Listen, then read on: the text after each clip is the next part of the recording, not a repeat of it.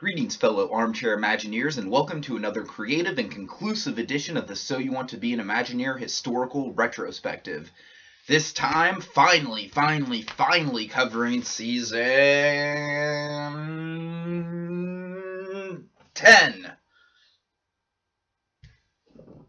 So there's no excuse for why these videos were so late. I mean, I said I'd have them on Monday, and look what it is. It's Saturday evening, the day before the season starts. So, I'm sorry. I know we've hit a rough patch in our relationship, but can we just move forward? I promise you better times in the future. I promise you.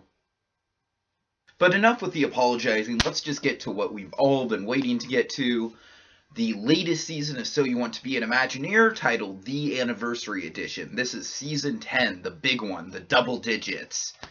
And guys, I mean, I still can't tell you from, just running the game all this time, and even before the game even started, having aspirations for having a contest. It just blows my mind that we've gotten something going that's 10 seasons in the running, has its own set of rules, its own gameplay, its own set of unique characters, its own statistics. I mean, it's just great. And I have you to thank for it. I have all of you guys, the whole community, all you players past and present, no matter if you played once or if you've played 9 times like Costa Freak. All of you guys are to thank for keeping the game active. So with that, let's just jump into it, shall we? I don't want to call Season 10 a back to the basics season, but after Season 9 and all the controversy and force-fed strategy of that season, it was really kind of time to get back to the creative game. And that's really where Season 10 just shines. I mean, there's not a lot of big strategic moments, or taking out power players, or backstabbing, or anything like that.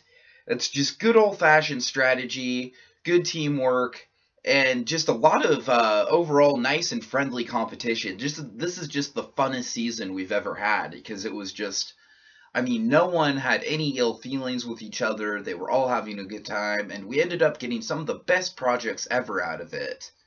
So I always intended to have the season be really official and high class and distinguishable, because after a couple seasons of having the projects be rather gimmicky, or rather, let's just say Season 9, the projects were extremely gimmicky.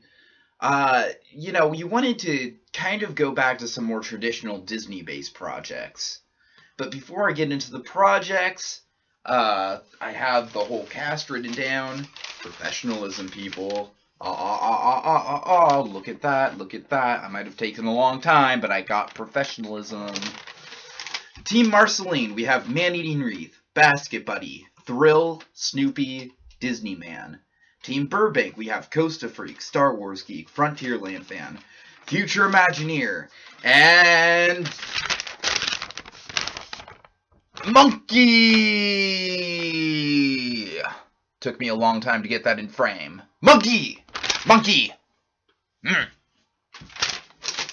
And then we have, on Team Burbank, we have Hack 2112, Comics 101, Phineas the Ghost, Adventure Blue Dude, and Frontierland Fan. This was a really competitive season, but really in the end, Team Marceline really ended up taking it, because Basket Buddy, Thrill, and Snoopy ended up in the final 5. Man-Eating Wreath was in the final 6. I mean, when you look at it just from a sheer statistic point of view, and also just from the point of view of the fact that they really cracked out some top-of-the-line projects, especially in the second, after the merge, or I mean, not after the merge, after the swap, I'm sorry. They really are one of the most dominating groups the game's ever seen, and just the combination of Basket Buddy and Snoopy and Man-Eating Wreath and Thrill, and hell, even Disney Man to a certain extent. He's a colorful character in his own right. I mean, that team really was well put together. They were a well-oiled machine. But enough about that. Let's get to the first project, shall we? The first project was called QU, and this is the first project. This is the first season where we've had titles for all the projects. QU actually it took place before all the teams were assembled, and every individual person in the cast had to come up with a queue for an attraction, an e-ticket. and they would, bleh, they would, it was teased that they'd work on the actual attraction portion of it in the final project of the season, but for now, for the first project, all they could do was design the queue, so it was just a little tease for the final project. Now, I don't want to go over every individual person's queue, but I'll go over 3. And the 3 that I really remember the most, well, 4. First of all, everyone knows the Basket Buddy SpongeBob project. I mean, that's just awesome. You know, it just brought his whole 3D image-making concept art renderings to a new height. And the queue was amazing. The only thing about it is that it probably went on for a little too long. I mean, no one would expect a SpongeBob SquarePants thing, of all things, to be a really good attraction, but lo and behold, I mean, it has all the makings for it. It has comedy, has outlandishness, it has good locations, good setups. So props to Basket Buddy for that one. And then we have Phineas the Ghost, who designed a queue for a Haunted Mansion style ride, so I can't really give Phineas a lot of points for originality on that one. But what I can give him is points for having some really, really great concept art, especially for the stretching room portion of his queue. Not the most original project, like I said, but definitely out of the gate he had some really impressive concept art skills. Costa Freak actually had a really interesting project, and to this day I really wish I could have seen what he would have done with it. Because really, it was more sort of something you'd see at the Kennedy Space Center or something like that. Just a really high-end, technology-driven attraction that was all about flight. It was a real flight simulator. And I'd love to see what sort of technology he'd come up with this attraction, but the whole thing just intrigued me. It just felt like soaring over California on steroids in a way. And it's just this really, like, official kind of feel that he was going with, this really serious tone. I really love it. And then we had Comics 101 had a Mother Goose storybook land sort of thing. This was a really relatively simple project. I just really liked the charm of it, and it showed off the potential that Comics 101 would bring in future projects. And let's see, what was the other one I wanted to talk about? Of course, how could I have a brain lapse about this? The other queue I wanted to talk about was Monkey, of all people. This is really one of my favorite Monkey projects ever, and it was just the queue. I would have loved to have seen what he would have done with the actual project itself. And I don't remember offhand what the name of the attraction itself would have been, but it was all about this mutant outbreak. It was like a city under attack by mutants, and it just like flourished with Monkey's style. Like Monkey's fingerprints were all over this thing. Monkey has a very keen sense of using text colors and fonts and all that sort of stuff to update his presentations and give them a real, like, unique look. And I think that's one of his strongest attributes. And he also has a really good sense of creating an original world and an original storyline, and I really want to see more of that in the future from him. I really can't wait to see more from him. Moving on, Project 2 was titled Rockin' Roller Coaster, starring insert artist here.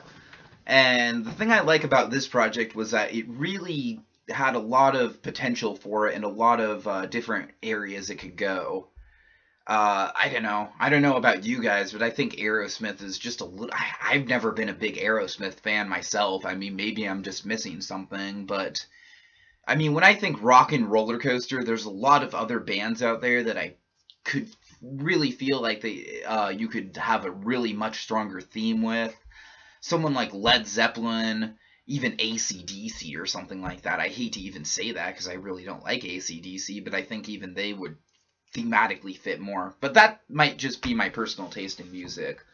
Point being, I'd really want to see another band get the Rockin' Roller Coaster treatment. So the 3 teams came up with 3 projects. We had from Team Marceline, Rockin' Roller Coaster starring the Beatles, or I should say it was called the Beatles Rockin' Roller Coaster Revolution. This was a really high-end project. It introduced, again, more of Basket Buddy's famous concept art. He had... Probably my favorite part of the whole project was this this photo op that they had of Abbey Road and giant cardboard cutouts of the Beatles walking across the street. And this was just outside the attraction, and it was just a little touch, you know? It wasn't even really anything that, it was just a really nice visual element to it.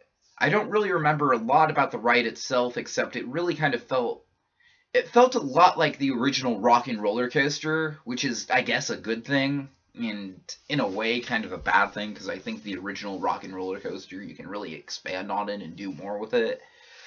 Ooh, I'm out of breath. But, yeah, it was a solid project.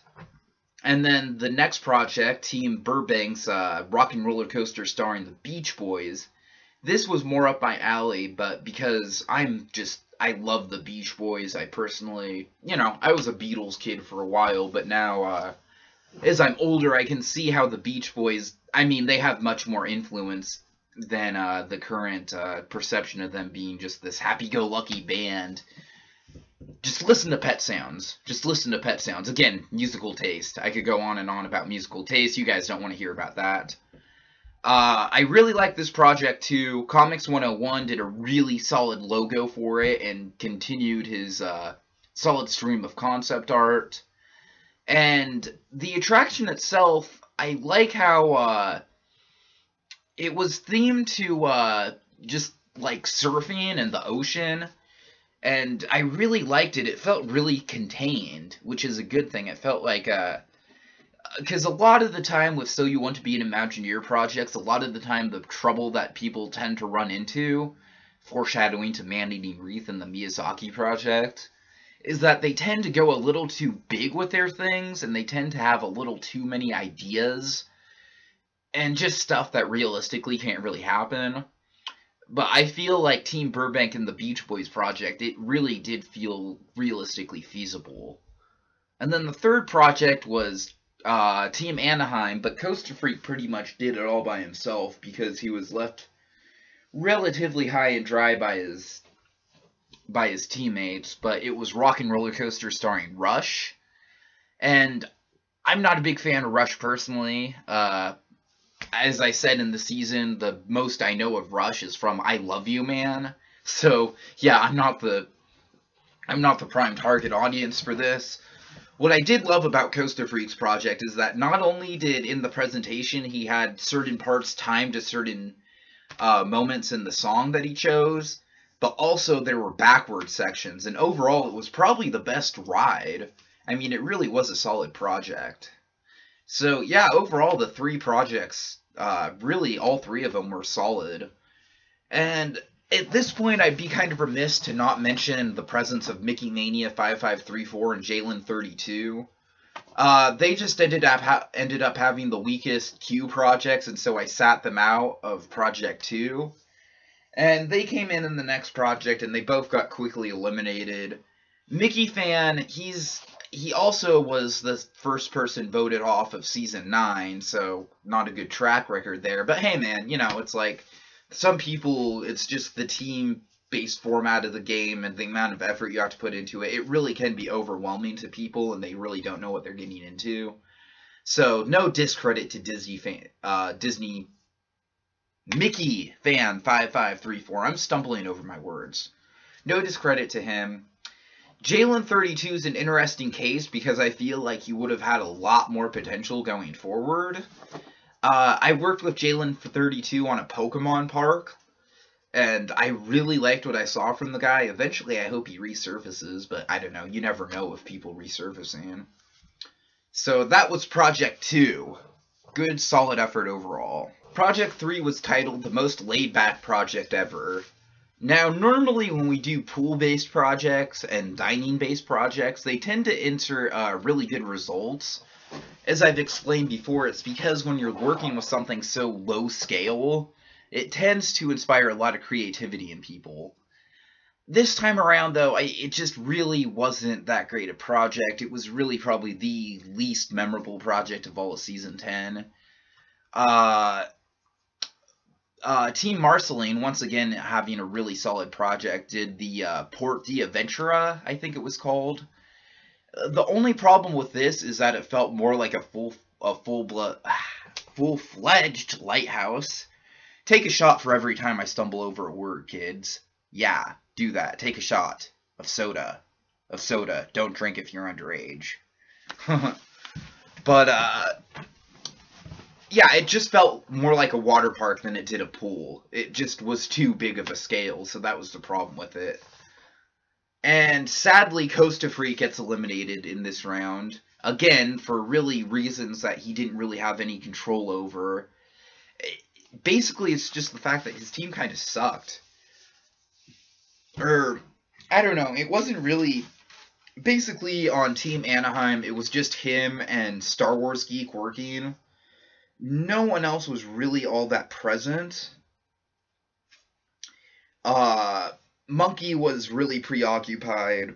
Future Imagineer, I believe, had gotten swapped to another team on Walt's Vault. That's one of the things that I didn't look up, was all the Walt's Vault ramifications, so...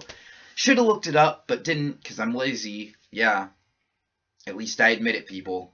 At least I admit it. So, Costa Freak and Star Wars Geek were really the only two people working. And at this point, I'm pretty sure Costa Freak was the team leader, but Star Wars Geek was really doing most of the work. So, I just made the decision to eliminate Costa Freak. So, once again, he gets eliminated early in 15th place. Then the next project is the Hunger Games project, and it's just called Attention All Tributes. This one got a lot of hype behind it, but in the end, I feel like it really kind of just went out with a whimper. I don't know. It's like, to me, the Hunger Games is something where it's like, I like it. I like the social allegory it makes more than anything else. I like the fact that it feels like something in the vein of Bradbury or Orwell or Isaac Asimov. Hey, team names for season 11. It feels like one of those guys just because it's really drawing a conclusive parallel. Conclusive parallel! Stumbling over my words. It really draws a parallel to what our lifestyle is like now and what technology and politics and stuff like that can do in the wrong hands and stuff like that. It's a good series. I think it's a little overhyped. I really, if anything else, I don't really care for the love triangle element of the story. I think the characters are just a little bit weak. I mean, Katniss is a good female protagonist, and I give her props there. You don't see a lot of good female protagonists. But other than that, I don't know. Series has its flaws.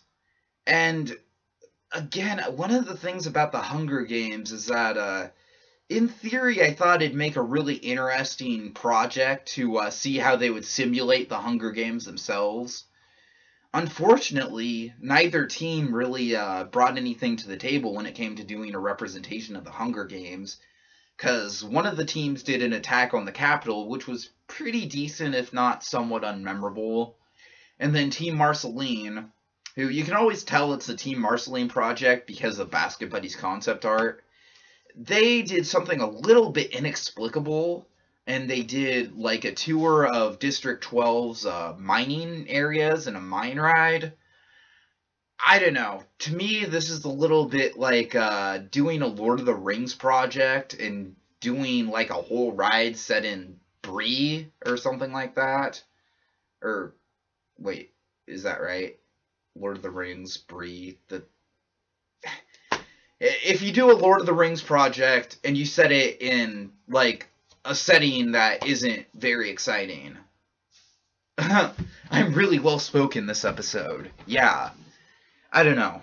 I'm trying to think of a good analogy, but I really can't. But point of the matter is that when you think Hunger Games, you don't really think, like, a mine ride. I don't know.